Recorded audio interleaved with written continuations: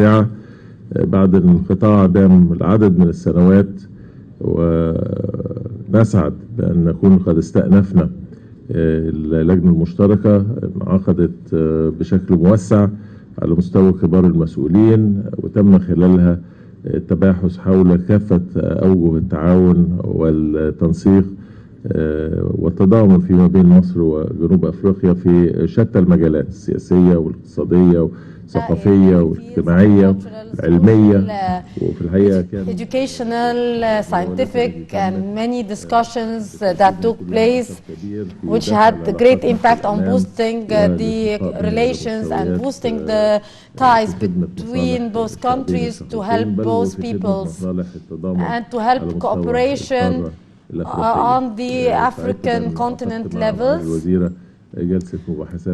I was honored to have met with the foreign minister, and we benefited from her great experience, and I always have the pleasure and I'm always confident that we can depend on the foreign minister and her vision towards Africa, which is in parallel with the Egyptian vision towards many issues under the leadership of President Abdel Fattah al-Sisi and the South African President Ramaphosa.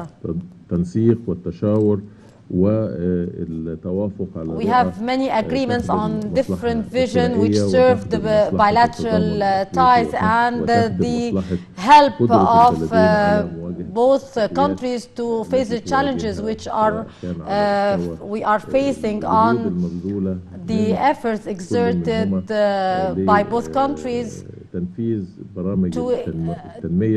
to develop, to ensure the development plans and to boost work in the African continent and to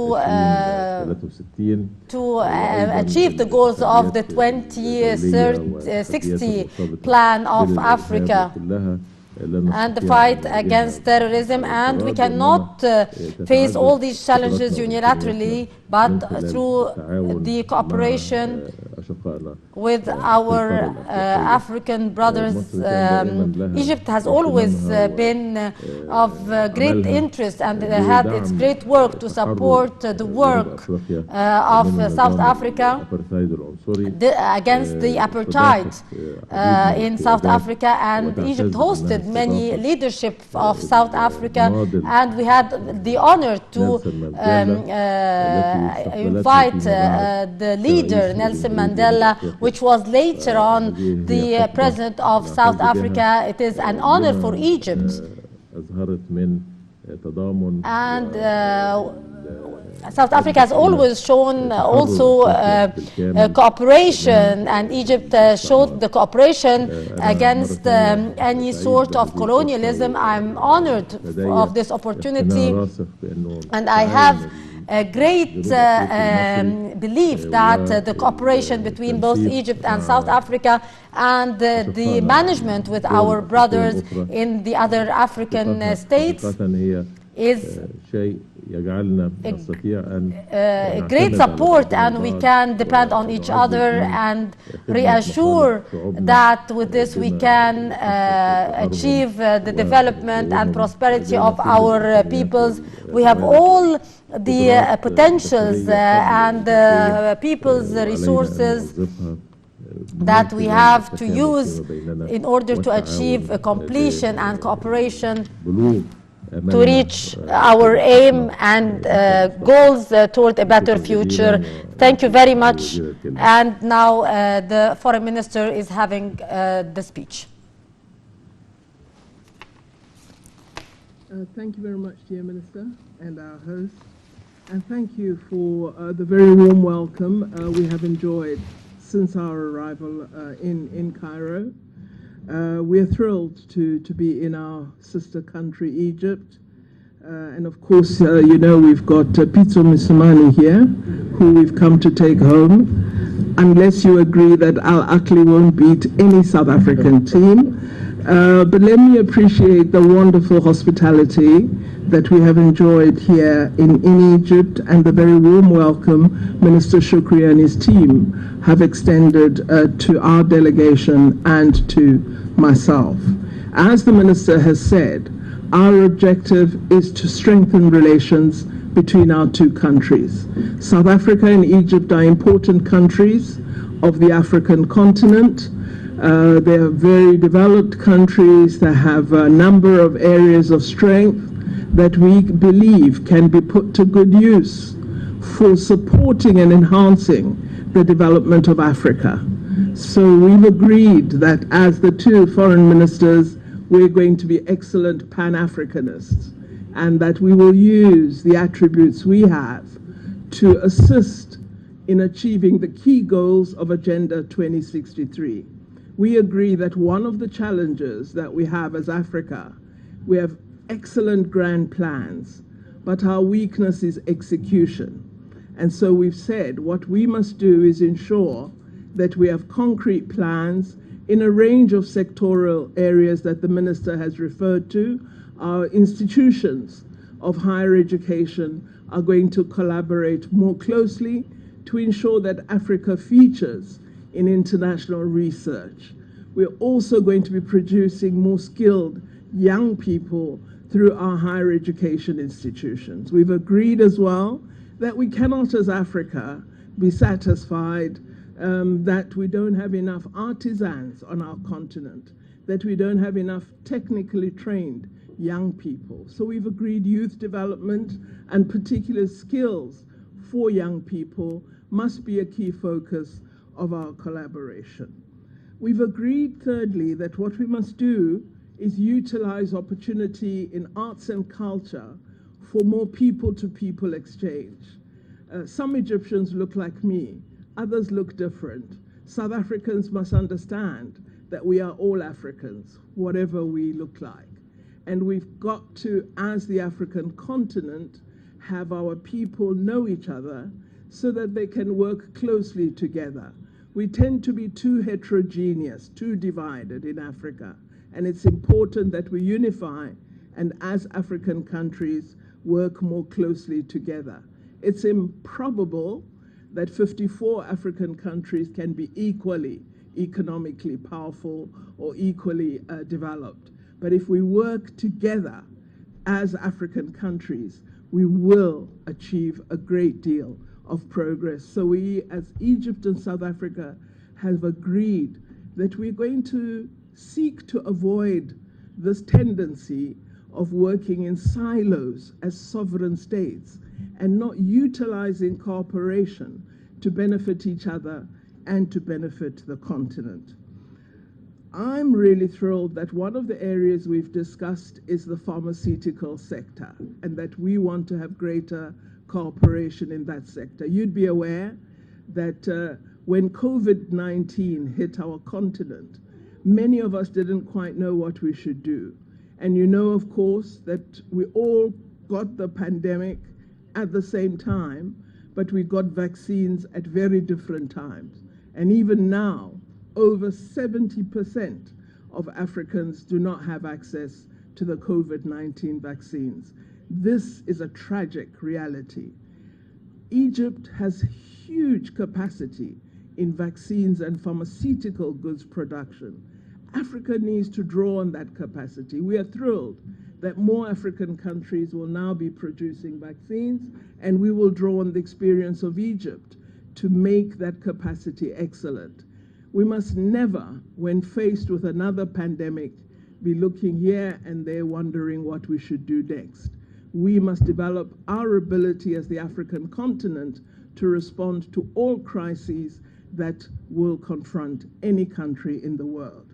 I'm absolutely excited that Egypt will be hosting COP27.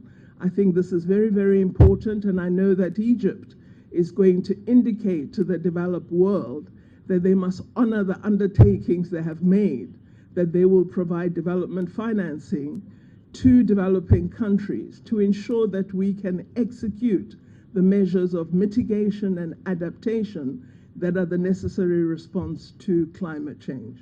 So, ladies and gentlemen, we have set out a wide range of areas in which it is vital for South Africa and Egypt to collaborate.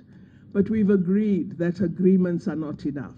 So I'm expecting to see Minister Shokry in South Africa very soon, and he and I have agreed that we are going to monitor and evaluate our officials to ensure that they execute the goals and objectives that they've agreed upon in this meeting, because it's no use to have lovely documents that we sign, but we don't achieve any outcomes. So we will ensure that on a regular basis, we are monitoring ourselves so that we can report to our leaders the areas of achievement that we secure.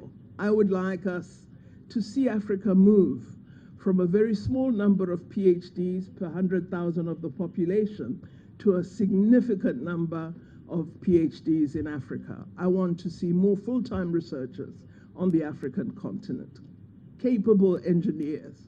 All of this can be done. And I think Egypt and South Africa have the potential to lead in this regard. And this is what we've agreed we must do. Finally, it's not just about collaboration between South Africa and Egypt, it's also South Africa and Egypt confronting the rest of the world.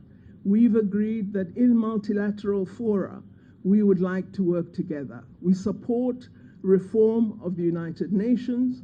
We feel the UN Security Council has failed the world.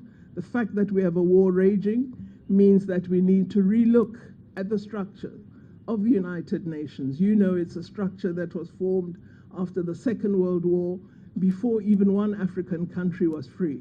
Today, there are 54 of us. None of us are permanent members of the Security Council. All of that must change. And we've agreed these are objectives that we will pursue as we work together on the international stage. Once more, Minister, thank you very much. Thank you.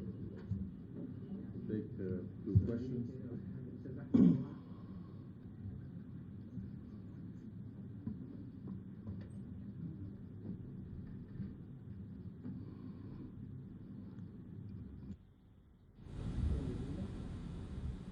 شكرا جزيلا احمد جمعه من اليوم السابع. بنرحب بالسابع we welcome مصر the foreign minister in Egypt. Joint question: we are celebrating Africa's Day. Africa, which was built on cooperation and cooperation between different states. What's the position of the unilateral action of Ethiopia regarding the Ethiopian dam and the filling of the first and the second filling of the reservoir, and without regarding or considering any cooperation? What are the measures that Egypt could take if Ethiopia is taking the same position regarding the third filling of the reservoir? We are sure that the meeting coinciding with Africa's Day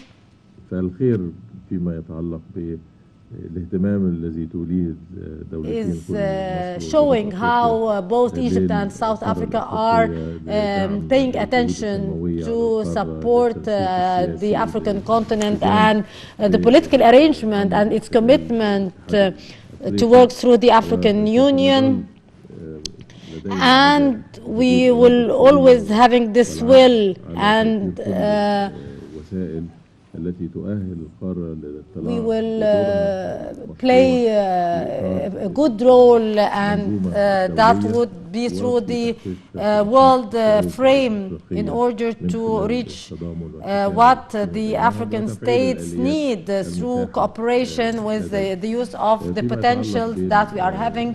Considering the issue of the Renaissance Dam, I'm assuring that we are seeing keenness to reach a binding lawful agreement according to the international law and through negotiations to reach the benefit of all parties and fair agreements,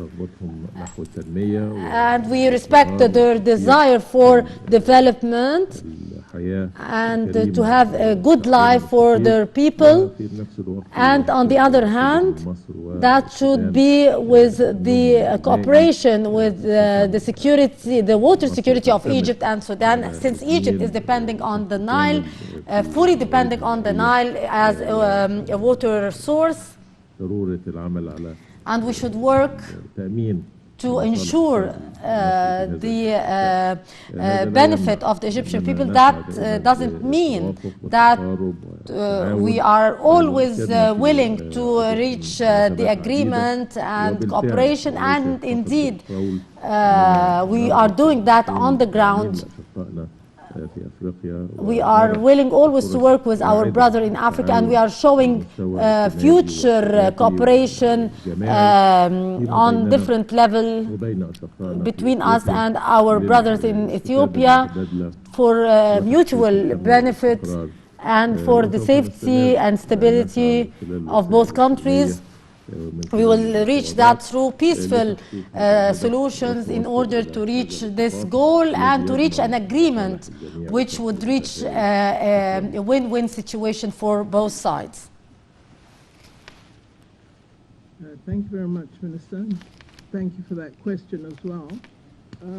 You might recall that in 2020, during negotiations, when South Africa was chair of the African Union, a great deal of progress had been made in discussing the form of agreement that all three countries would be satisfied with.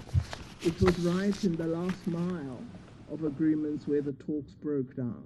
And we think AU has a responsibility to ensure that it concludes those discussions, because we must have an outcome that all three countries will honor and act according to. If we don't, I think we leave ourselves with a very precarious situation. So I believe that the discussions need to be reopened, and we really need to address the nettle, the difficult ones that remain inconclusive at this time.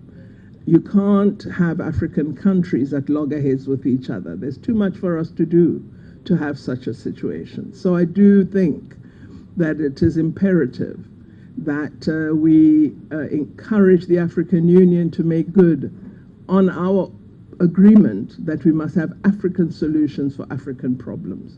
They have to lead in generating the discussion. So we've said in our discussions with the minister that perhaps we need to go back to our various presidents and say the leaders must take up this matter, because it cannot be left as it is. So our position as South Africa would be, let's continue the negotiations on those few difficult issues that were so important that are remaining as areas of disagreement. And let's have an agreement that all three countries believe represents their interests.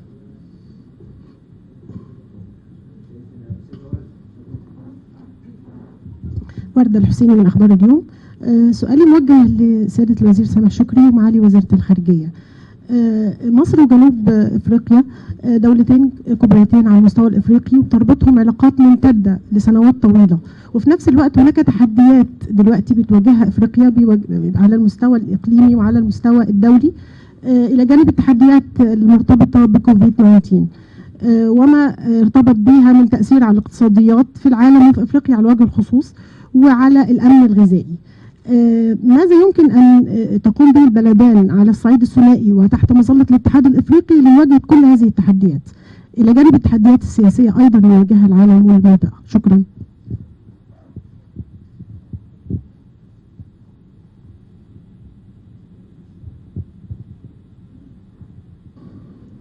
I think that one of the weaknesses of the African continent is an inability to make good use of its resources in the interests of Africa. For example, South Africa has 60% of its land as arable land, and yet we farm a very small proportion of that land. Africa has massive amounts of arable land, and it's the hungriest continent in the world. There's something wrong with our focus areas. I think there needs to be a far stronger focus on agriculture, We need to agree this. We need to act on it as well. We've got to convince our young people in particular that agriculture offers opportunity for economic success. Many young people think that agriculture is a very boring sector, so they don't want to train in the agricultural sector. And if you say to them, I'll give you 1,000 hectares, you farm it, produce citrus, and we will find you buyers.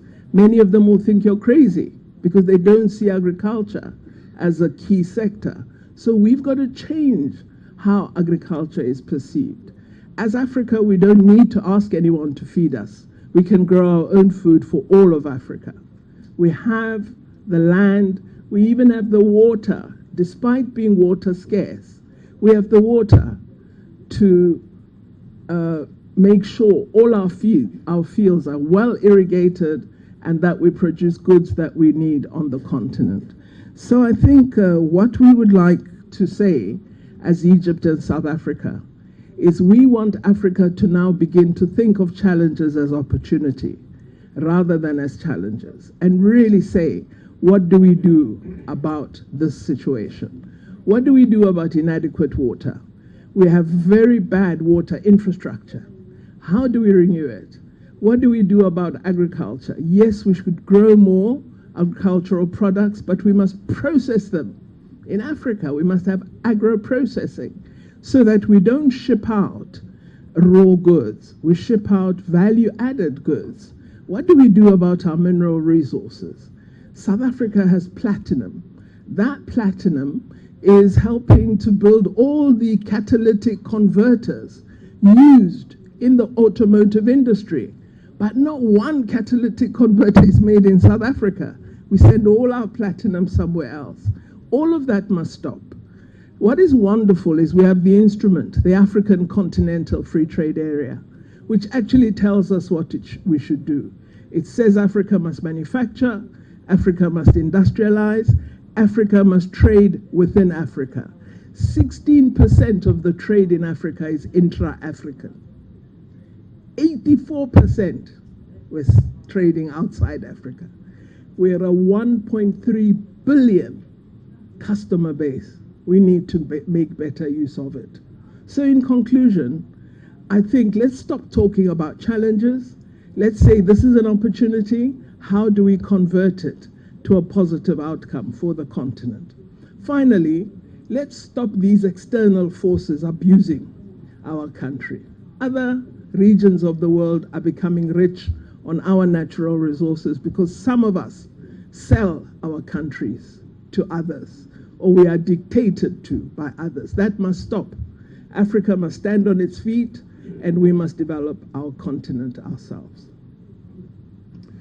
أكيد معالي الوزيرة وفت بحديثها بكل العناصر اللي لها أهمية وجدوى of importance, and we agree with her in the same vision, which is setting the priorities to depend on the continuity and good management of the resources that we are having, the human resources, the natural resources, and the management, the wise management for these resources in order to reach our ambition for the sake of our peoples and to face the chances that the Foreign Minister did talk about, the chances for development, for political management, and to contain Africa and to benefit from not sometimes the diversity, which is not, of course, in the benefit of the African people. We will continue, and we have faith that working together, especially with the nation with big popularities and developed countries, in the economic fronts, they would be capable to help the less developed brothers, and we can work together for a better future, better prosperous future for the people of the African continent, about the priorities that we are setting. Thank you very much.